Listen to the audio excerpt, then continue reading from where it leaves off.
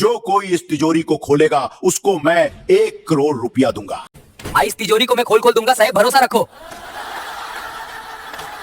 शहर के सबसे पुराने, सबसे भीड़ भाड़ वाले और सबसे शोरगुल भरे बाजार के बीचों बीच खड़ी शर्मा सेठ की हवेली बाहर से देखने पर जितनी साधारण, फीकी और बेकार लगती थी, उतनी ही डरावनी और रहस्यमय उसकी खामोशी थी। क्योंकि जो लोग उस इमारत के भीतर गए थे वही जानते थे कि वहां की दीवारों में सिर्फ ईंटें नहीं बल्कि सालों पुराने राज, लालच और डर कैद थे।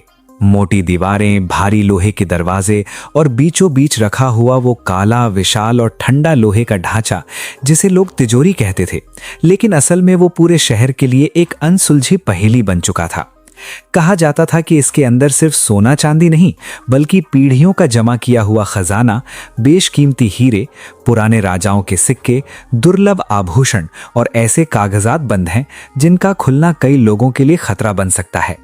लेकिन सबसे हैरानी की बात यह थी कि 3 सालों से यह तिजोरी किसी भी हाल में नहीं खुली थी। देश के नामी इंजीनियर, विदेशी लॉक एक्सपर्ट, हाईटेक मशीनें, sensor, laser system, code breaker सब आजमाए जा चुके थे। करोड़ों खर्च हो चुके थे, मगर हर बार नतीजा एक ही निकलता था, तिजोरी वहीं की वहीं, अडिग और खामोश। और आज फिर वही दिन था जब हवेली के बड़े हॉल में लोगों की भारी भीड़ जमा थी। बिजनेस पार्टनर, वकील, अकाउंटेंट, मीडिया, कैमरे और कुछ ऐसे चेहरे भी जो सिर्फ तमाशा देखने आए थे। शर्मा सेठ सफेद कुर्ते में, मोटी सोने की चेन पहने, चेहरे पर चिढ़, आंखों में घमंड और भीतर कहीं छुपा हुआ डर लिए खड़े थे। जब आखिरी एक्सपर्ट ने थकी और हारी हुई आवाज में कहा कि बिना ओरिजिनल डिजाइन या अंदरूनी जानकारी के ये तिजोरी खोलना नामुमकिन है, तभी पूरे हॉल में खुसफुसाहट फैल गई। कोई हंसा, कोई ताना मारने लगा, कोई बोला इतना पैसा और फिर भी बेबस। और उसी शोर के बीच दरवाजे के पास खड़ा एक दुबला पतला सा लड़का धीरे धीरे आगे बढ़ा। उम्र मुश्किल से 15 या 16 साल, बदन पर फटी पुरानी शर्ट, धूल से सनी पैंट, पैरों में घिसी हुई चप्पल, बाल बिखरे हुए, मगर आंखों में अजीब सा ठहराव और आत्मविश्वास था। उसने बहुत शांत लेकिन साफ आवाज में कहा कि वो तिजोरी खोल सकता है। एक पल के लिए पूरा हॉल सन्न हो गया और अगले ही पल ठहाकों से गूंज उठा। किसी ने कहा ये बच्चा कहां से आ गया, किसी ने कहा बाहर निकालो इसे, किसी ने कैमरा ऑन कर लिया, मगर शर्मा सेठ ने अचानक हाथ उठाकर सबको रोक दिया। उन्होंने लड़के को ऊपर से नीचे तक देखा, उसके कपड़े, उसकी हालत, और फिर व्यंग से मुस्कुराते हुए बोले कि इतने बड़े बड़े दिमाग नहीं खोल पाए और तू खोल देगा। लड़के ने नजरें नहीं झुकाई, बस इतना कहा कि एक मौका दे दीजिए, अगर नहीं खुली तो मैं खुद चला जाऊंगा। और शायद अपने अहंकार, मजाक या भीड़ के मनोरंजन के लिए शर्मा सेठ ने सबके सामने 10 करोड़ का ऐलान कर दिया।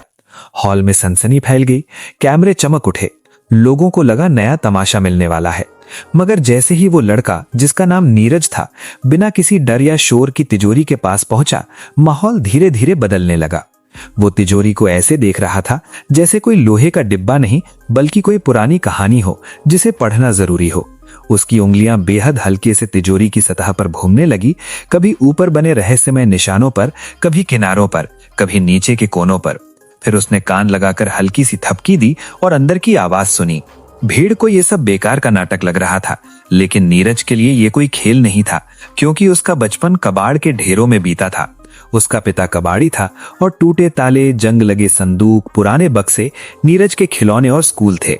उसने किताबों से नहीं बल्कि धातु की आवाजों से सीखा था कि ताला कब जिंदा होता है और कब सिर्फ दिखावा करता है। तभी अचानक एक बेहद हल्की सी क्लिक की आवाज आई, इतनी हल्की कि आधे लोग सुन भी नहीं पाए, मगर नीरज समझ गया कि तिजोरी ने पहली बार जवाब दिया है। शर्मा सेठ सीधा हो गए, उनके चेहरे से हंसी गायब हो चुकी थी, अब शक और डर ने जगह ले ली थी। नीरज ने दबाव बदला, दूसरी जगह उंगलियां रखी, फिर एक और क्लिक। हर 3 सेकंड में कोई ना कोई आवाज, कोई कंपन, कोई हलचल पैदा हो रही थी, जो भीड़ के दिलों की धड़कन तेज कर रही थी। नीरज का माथा पसीने से भीग चुका था, लेकिन उसके हाथ स्थिर थे, क्योंकि उसे पता था कि यह तिजोरी ताकत से नहीं, धैर्य से खुलती है। जल्दबाजी इसे हमेशा के लिए बंद कर सकती है। उसने एक खास निशान पर उंगली रखी, जो देखने में जंग जैसा लगता था, मगर असल में जानबूझकर छोड़ा गया संकेत था। हल्का दबाव, रुकना, फिर दोबारा कोशिश, और अंदर से भारी चीज के खिसकने की आवाज। इस बार पूरे हॉल की सांसें थम गईं। शर्मा सेठ खुद आगे बढ़ाए, उनके मुंह से अनजाने में निकल गया कि खुल रही है। लेकिन नीरज जानता था कि यही सबसे खतरनाक पल है। उसने खुद को रोका, पीछे हटा, गहरी सांस ली, क्योंकि एक भी गलत हरकत सब कुछ खत्म कर सकती थी। फिर उसने बचपन में पिता की कही बातें, धातु की आवाजें, खाली जगह का अंदाजा याद किया और बेहद हल्के दबाव के साथ तिजोरी का ऊपरी हिस्सा 1 इंच बाहर सरक गया। पूरा हॉल सन्न रह गया। अब कोई नहीं हंस रहा था, अब कोई शक नहीं कर रहा था। कुछ सेकंड बाद नीरज ने आखिरी बार नीचे की ओर उंगली भमाई और भारी लोहे का दरवाजा अपने आप खुल गया। सामने सोने की ईंटें, हीरो से भरे बक्से, पुराने सिक्कों की थैलियां और बेशकीमती ज्वेलरी देखकर लोग बोलना भूल गए। शर्मा सेठ का घमंड टूट चुका था। उन्होंने कांपते हाथों से सोने की ईंट उठाई और वादा निभाने की बात कही। मगर तभी सरकारी अफसरों की एंट्री ने कहानी को नया मोड़ दे दिया। सवाल, जांच और कानून की बातें शुरू हो गईं।